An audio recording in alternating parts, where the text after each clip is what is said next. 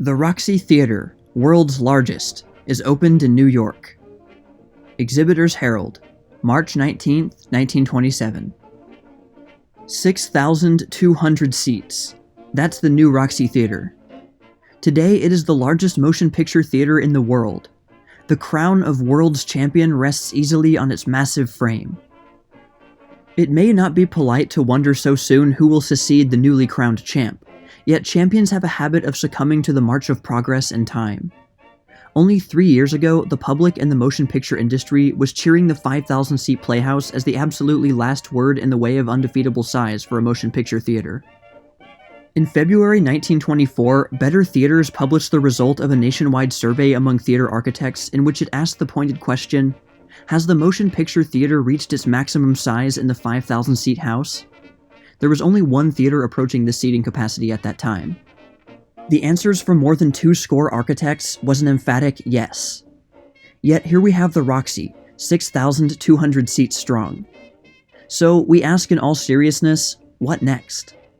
Every champion, however, is entitled to his day, and today the Roxy is the kingpin of motion picture theaters.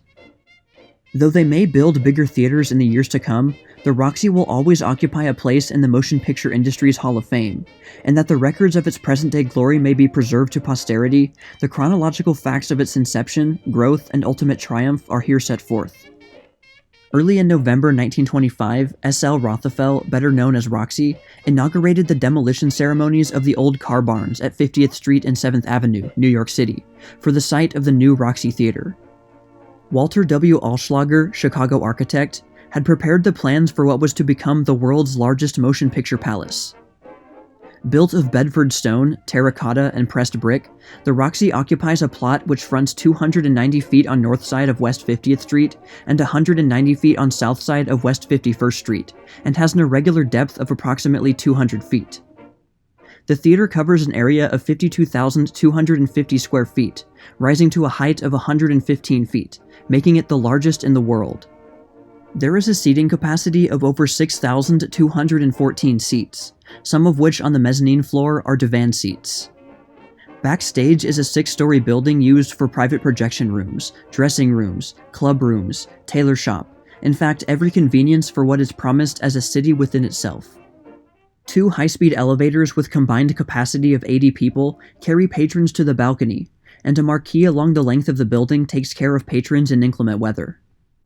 A radio broadcasting studio contains the last word in modern equipment, and is one of the features of the Roxy Theatre. Here, Roxy, with his gang, will broadcast to his friends throughout the country, on a scale never before attempted. The size of the theater favors an elaborate enframement of the picture program. Productions supported by anywhere around 150 people on the stage at one time, and 100 additional voices concealed in the choir chambers, may be presented to the mammoth audience. Reference to the sketch will show that a portion 40 feet by 100 feet is devoted to the main entrance. A portion 100 feet by 100 feet represents the large elliptical foyer, and 190 feet by 200 feet 10 inches the auditorium proper. The main floor has a seating capacity of 2,982 seats, the mezzanine 1,054, and the balcony 2,178 seats, total 6,214. Probably the first interesting deviation from ordinary theater design is the method of staircases and approaches to the 3 groups of seats. The patrons to the main floor of the auditorium, having passed through the entrance, will travel the long axis of the elliptical foyer to the auditorium. Patrons to the mezzanine floor will travel 1/2 the length of the long axis, and then up a separate and private marble staircase 16 feet wide to the mezzanine floor. Patrons for the balcony, immediately upon entering the large foyer, will turn to the left and travel by means of a 16-foot wide winding marble staircase to the tunnel floor. Patrons to the balcony will at all times have a vista, through the colonnades to the entire foyer, and likewise will be visible, as they are en route up the stairway, to all persons on the main floor of the foyer. For those who desire to reach the balcony via elevator, 2 large elevators are provided. A digest of the line of travel shows that an important problem, the mastery and control of large crowds by the operators, has been simplified and made possible by dividing each set as soon as possible and sending them on their respective and separate journeys, each in a definite direction of the shortest possible length. To enframe the spectacle of an audience over 6,000 has in itself presented a possibility unfolding architectural ideals never before made possible. Every architectural form dictated by the practical conditions of the structure have been made useful to the producer to put in force any fanciful idea of stagecraft. An innovation in organ building has been designed in placing the organ chambers beneath the stage. Vibration affecting patrons of balcony seats, where organ lofts are elevated on either side of the stage opening, has been eliminated, and that space heretofore so allotted has been used for the creation of vistas and architectural embellishments, such as a pair of huge richly carved winding stairs starting at the ground floor on either side of the proscenium, which twist upward to odd pulpit-like landings until they reach the ceiling. The ancient Greek idea of putting the chorus out into the audience may be actually put into use, and likewise choir presentations and processions may be produced as effectively as in the largest European cathedral. Taking into account that the arrangement of a great amount of color lighting, architecturally concealed, working balconies for spotlighting, it becomes evident that the audience is seated in a workable stage setting itself. Architectural forms, rather than paint, are used to decorate the auditorium in order that the crowds and vistas shall enhance the spectacle, and that the concealed four-color lighting, with its power to control and change the entire color scheme of the house, together with the music of the chorus, the concealed choir, the organ, and the orchestra, shall form any atmosphere desired in working stagecraft on the stage, in front of a lowered curtain, or both. The orchestra pit may be lowered by electrical control to a distance of 15 feet below stage level, from which lower position direct access is available to club rooms, lounge room, lockers, smoking room, and library of musicians. This platform may be raised to a total height of 3 feet above stage level if desired. A separate elevator within the orchestra pit, independent of the elevator of the orchestra platform, will take care of the piano and the lectern, enabling it to be elevated, if desired, independently.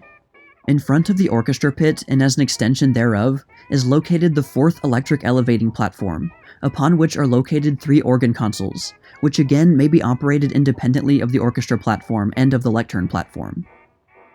The stage presents many interesting appointments. Its maximum depth at the center line is 55 feet. Approximately the rear half of the stage is elevated by electric elevator 60 feet wide, 20 feet deep, enabling 75 people to be located thereon below stage, and raised into position at stage level or above the stage in terrace fashion, and enabling them to be as quickly removed. A scenic production of great splendor may also be built thereon in almost prolific fashion. In its architecture, both the interior and exterior, the Roxy Theatre has been designed in the early Plateresque period, which prevailed in the early Renaissance in Spain, with a touch of the Italian. With a view to making the new Roxy a work of art as well as a practical theater, 8 sculptors and 300 skilled mechanics worked for 5 months on the art plaster decorations of New York's newest playhouse. Pietro Ciavara, well-known sculptor, was in charge of the designing. More than 1,000 designs were modeled. 5 men worked day and night for a month over the proscenium arch, on a panel which is 72 feet long, with human figures 12 feet high, and the work on the dome of the grand foyer consumed an equal period of time. For the art and plaster work, 1,100 tons of plaster and lime were used.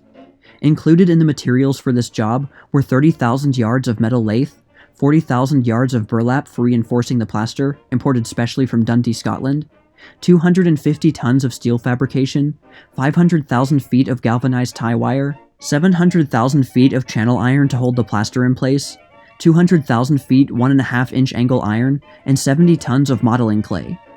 The unique plan of putting the stage in one corner of the building has necessitated an entirely new method of attack, and the stage mechanism designed by art director Clark Robinson is the culmination of 4 years' work and experimentation with Roxy. The stage is triangular rather than square, a form which lends itself peculiarly to new developments in stagecraft. Simply by rounding off the rear corner, a perfect sky cyclorama has been effected, and by flying this cyclorama with the aid of a separate steel beam construction overhead and electric motors, the unusual depth of 60 feet in the center of the stage was obtained, a distance equaled only by the Metropolitan Stage and the Manhattan Opera House, now obsolete. This makes possible a new scheme of rear projection by which animated backdrops are obtained. A system of elevators arranged to produce any desired combination of levels with the use of platforms controls the stage floor, which may be sunk to the basement or cellar if desired. The proscenium opening is 80 feet, But with the use of stage draperies, the actual working dimensions are cut down to 60 feet wide by 32 feet high, the depth from the curtain line to the cyclorama in the center being 44 feet. The lighting equipment is comprised of 4 color units, providing an elasticity of color play. A large stage switchboard having over 1,000 switching levers has been installed. 3 separate organs have been installed in the Roxy, one in the auditorium and another in the grand foyer. Particular attention has been given to the selection of the uniform staff, 125 in number, which, placed under 2 drill masters, both ex-sergeants of the Marines long before the theater opened, have been trained on a military basis. The careful selection of the personnel covered a period of many months, the older men comprising college graduates who have either been to Plattsburgh or have been drilled in the ROTC of their universities, and the younger boys being part-time students in first-year colleges throughout the city. Their training period called for a complete physical training, emergency and fire drills, and a thorough schooling in the courtesy to the patron ideal characteristic of Roxy Theaters. Club rooms equipped with recreation facilities, library for those continuing their studies, gymnasium and handball courts and showers are provided for the staff when off duty, and various relays from 15 to 30 minutes are arranged for recreation. An honor and demerit system is used in order to ensure promotion for those who earn it, and every effort is made to enlist cooperation from the employees both on and off duty. The Roxy is equipped with projectors and equipments, including simplex projectors, the Vitaphone, and the new invention, the Spoor Natural Vision, which will have its world showing at this theater. Hall & Connolly high-intensity lamps have been installed on the projectors and on the Brenkert effect machines and spot lamps. Hoffman & Sons Perfection rheostats are included in the equipment. Seats in the Roxy were furnished by Haywood Wakefield. A new device whereby the projectionist can change at will the size or shape of the image flashed on the screen has been perfected for use in the Roxy Theatre, and an innovation in mechanical effects is the projection machine in the rear of the stage, where pictures are shown on a special screen made by the Royal Projection Screen Company, which gives a stereoscopic effect. The projection room, presided over by Arthur Smith, expert projectionist, contains every device known to the perfection of picture presentation, even to the extent of providing a restroom and shower bath for the men during relief hours. The Roxy screen is the exact size of the picture, and instead of the ordinary black masking, a delicate gauze behind which there is a cyclorama of silver cloth with different color lamps playing on it, gives a soft diffused light to the picture. Dr. Nixon of the Bausch & Lomb Optical Company devised the optical system to meet the manifold needs. Among the many innovations is a new and revolutionary method of house lighting. By means of appliances invented by Mr. S.L. Rothafel, Roxy, it is possible to see distinctly while the picture is being projected. Every member of the audience can read his program without straining the eyes during the picture. Supplementing the new lighting system, Roxy has devised a new method of projection which will make the picture even clearer than it would be in the customary dark auditorium. This is only one of the many features which the Roxy Theatre offers for the comfort of its patrons. Patents are pending in Washington for both of the Roxy inventions. A musical library, estimated as the largest theater collection, topping even Eastman's at Rochester, which until now has held the record, has been installed at the Roxy Theatre. It contains 10,000 numbers of 50,000 orchestrations, the nucleus being provided by Victor Herbert's library, which Roxy recently purchased from the late composer's daughter, Ella.